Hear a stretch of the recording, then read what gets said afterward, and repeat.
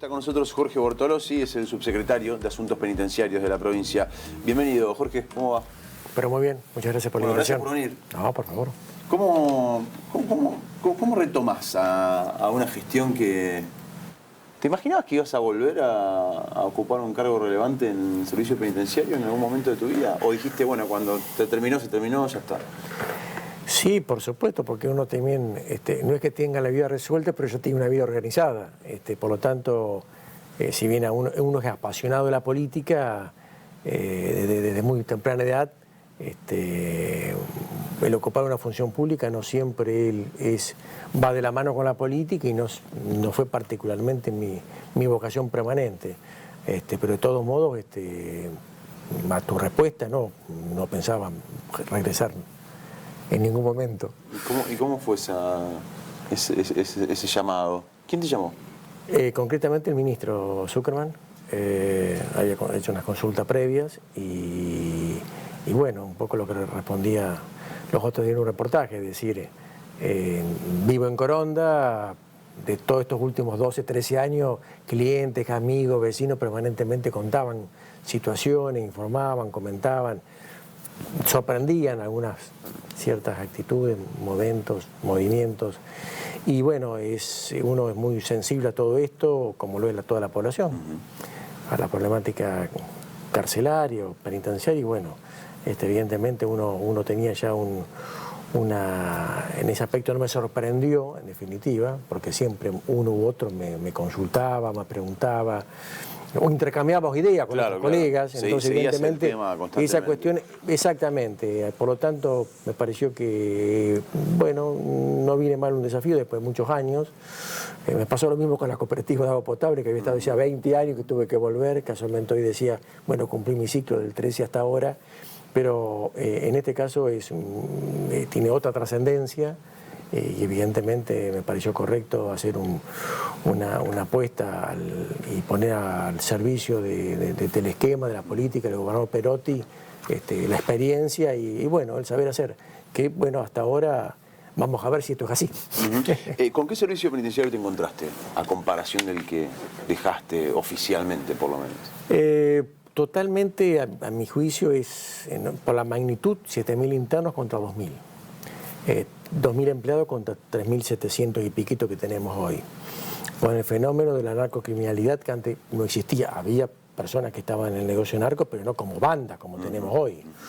Que para desplazamientos hay que ir súper pertrechados con el GOE, las TOE. Y así no te garantiza nada. Nada, es decir, capacitar personal para que trate con ellos, y realmente eso no se vivía. Entonces el nivel de complejidad se ha incrementado. Y la superpoblación. Fíjese que cuando explotó Coronda en la masacre del 2005 eran 1.300 y pico de internos. Hoy el viernes pasamos 1.700 internos. Entonces la superpoblación es un tema gravísimo, que por suerte todos los gobiernos han tomado conciencia de eso y de diferentes ritmos, pero todos han colaborado en la construcción de nuevos edificios, nuevos penales, nuevas plazas para alojar a tantos internos, ¿no? La gestión de Perotti comenzó en el servicio penitenciario con 2 o 3 episodios muy preocupantes. El motín de las Flores, con 4 muertos. En Coronda también, una situación complicada. En Piñero también, una situación, como le decimos, picante, o el clima bastante caldeado.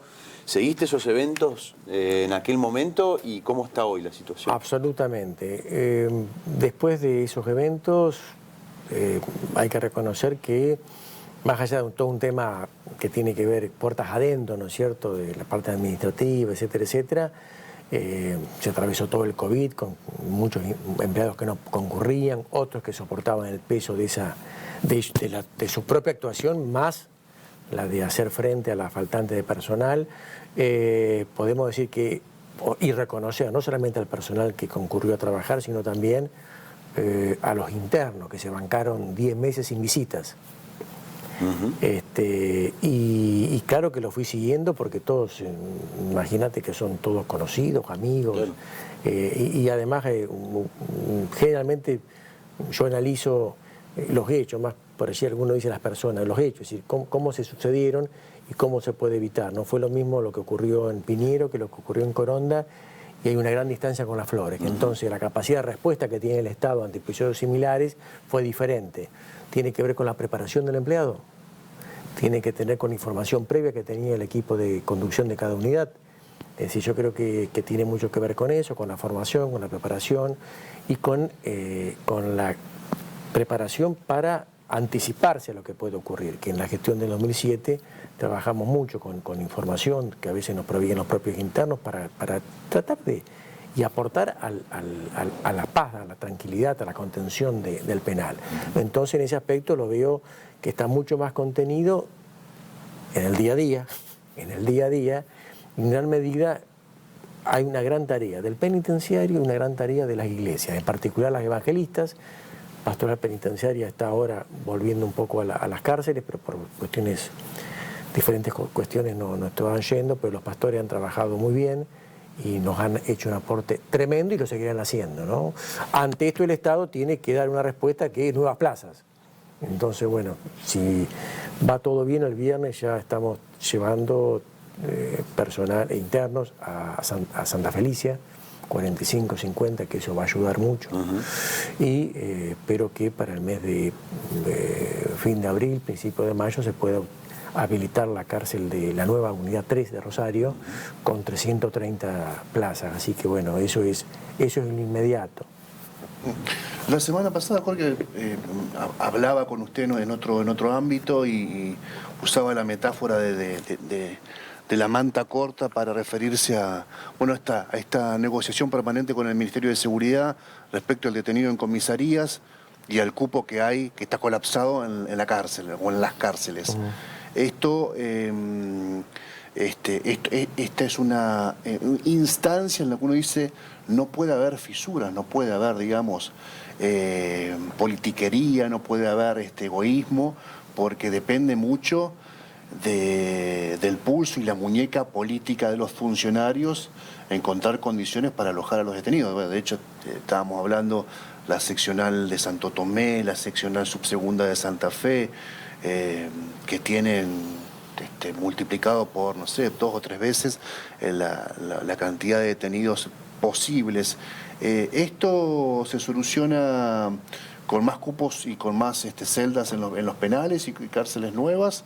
¿O cómo lo ve usted? Y la segunda pregunta es si usted también interpreta que la implementación del nuevo Código Penal en Santa Fe también generó una mayor población penal. Vamos a empezar por la última. Seguramente pasó hace mucho tiempo esto, sí, de la implementación. Sí, bastante. Bastante tiempo, pero claro que sí, que influye directamente, o ha influido y lo seguirá haciendo. Me parece a mí que la situación que vive el país de desempleo también influye seriamente. Se soluciona con nuevos espacios, porque, insisto, vamos a un caso puntual. A primera hora acordamos de esta mañana la cantidad de internos que van a ingresar, además de lo que ingresa habitualmente, los que policía ingresa al servicio penitenciario. Entonces pedimos 3 semanas para bajar algunos internos, de 35 bajarlos, que van a ser 25 más 3 mujeres, porque necesitamos restaurar 2 pabellones en Las Flores. Y para eso precisamos 3 semanas. No es cuestión solamente de tengo espacio y vaya el interno. ¿Cuál es la calidad del espacio para el interno? Porque de la calidad del espacio para el interno, que muchos ven solamente, que puede ser una reivindicación, un castigo para el interno, y la calidad de vida del agente penitenciario. Entonces, y si le facilitamos una tarea de una celda en buenas condiciones, que no tenga fisura, ni hueco, ni boquete, ni túneles, por supuesto que la tarea va a ser mucho más simple para el empleado. De lo contrario, va a sentir la misma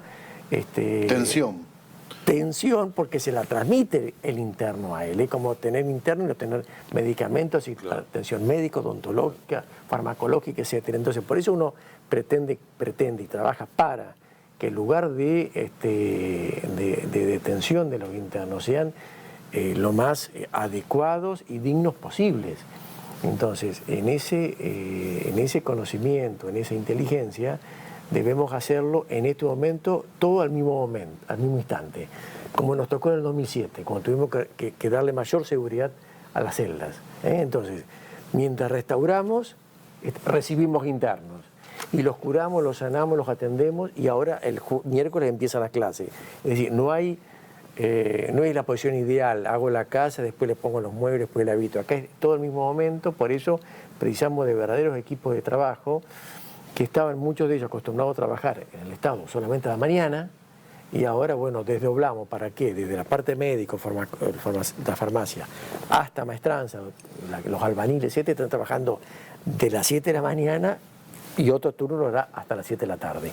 Entonces es una cuestión netamente administrativa, acá no hay tiempo para pensar en otras cosas, ni campañas políticas, ni dar la vuelta olímpica, como dice algo, sino es un trabajo, debe ser entendido esto como un trabajo de alguien que es un administrador, y yo pretendo que cada director de unidad sea administrador de los recursos, no solamente humanos, recursos económicos, y que bueno, desde la calidad del agua, hoy tuvimos una audiencia por un habeas corpus en Rosario, por la calidad del agua, etcétera, etcétera, todo lo que de allí viene, la calidad de la comida, la cantidad de la comida, es decir, de la asistencia médica, es decir, todo tiene que, imagínate que son 7.000 internos, es un pueblo, una población, sí, claro. No sé, Frank debe tener 7.000, yo vengo de una población de Heller que son 7 pueblos como los míos, entonces evidentemente tenés que darte todo el tiempo, las 24 horas y un poco más, para que realmente los fondos que el Estado invierte, que no son pocos, rindan de la manera que deban rendir en beneficio del agente penitenciario y de la población penitenciaria. Aproximadamente hay 500 presos federales. Sí. Y la mayoría están vinculados al negocio narco, sí, al problema narco, a la narcocriminalidad. Sí. De esos 500 hay 20 que son de altísimo perfil. Sí. Muchas veces dicen hay que inhibirle el celular, hay que hacerle requisas, hay que tenerlos bien vigilados para evitar que el negocio siga desde la cárcel. Ahora también usted me lo comentaba en otro momento, una visita puede recibir instrucciones tranquilamente, sin violar y sin tensionar nada, sin un celular escondido, sin un chip escondido. ¿Cómo se articula eso desde la gestión? Hay ciertas medidas de seguridad, como una especie de locutorio en cuanto al contacto físico, que están impedidos ellos de tenerlos, pero tenemos un grupo de asistentes que son especialmente preparados para atender a internos con ese perfil.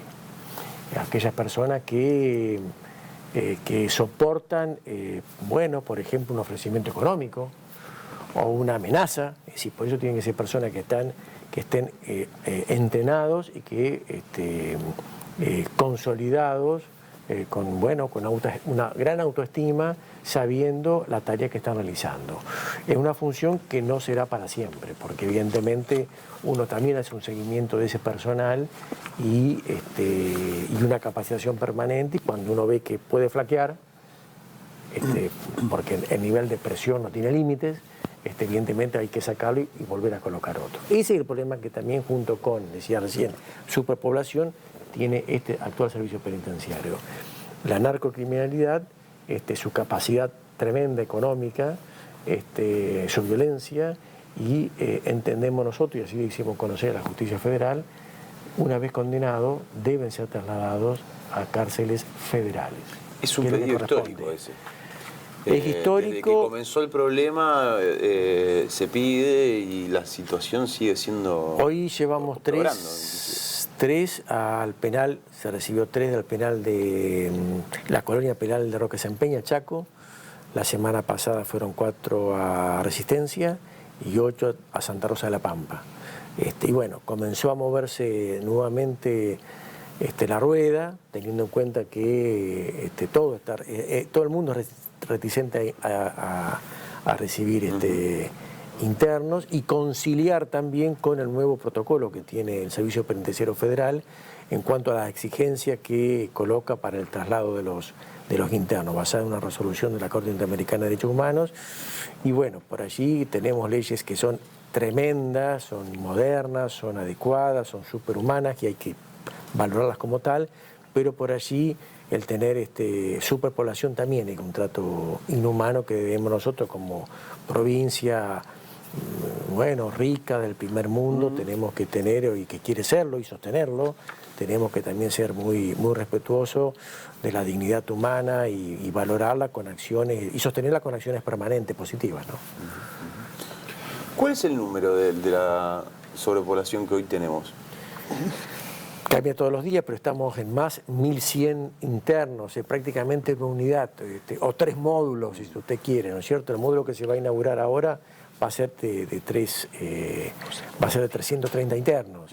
Entonces, en construcción sí se tiene el módulo de la unidad que los otros días licitó el gobernador Perotti, y la alcaldía que va a estar frente a las Flores, la casa sobre Las Pareras, de 120 internos. Eso es lo que tenemos por delante, y ya no hay más lugar para hacer cárceles dentro de espacio. Las Flores, Coronda, Piñero, complejo Rosario.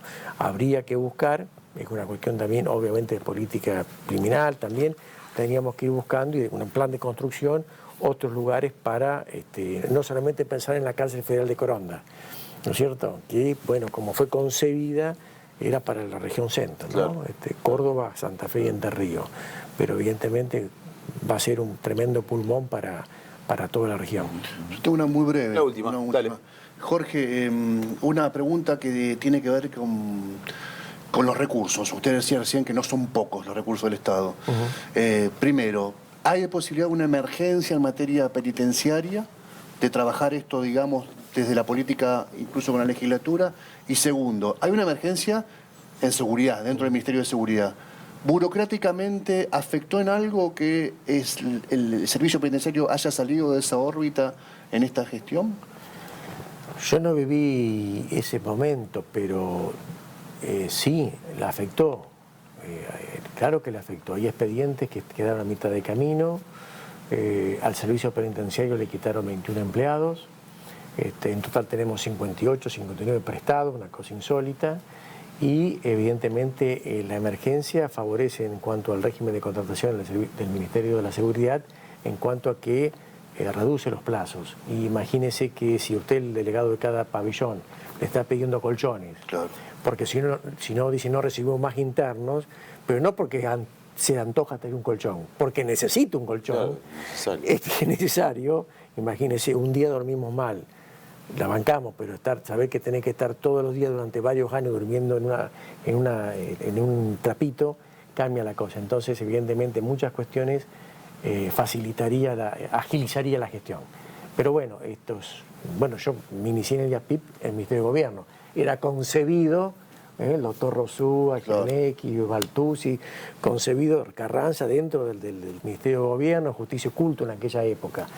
En definitiva, si uno hace bien las gestiones, respeta la normativa, será cuestión de militar el expediente, como decía un amigo, y estar todos los días atento. Pero seguiremos firmes en el encuadre institucional que tenemos y adelantándonos a las compras o a las medidas que debemos tomar en cuanto a tener los recursos suficientes para cumplir la función. Jorge, gracias por venir. Gracias a ustedes. Muchas gracias.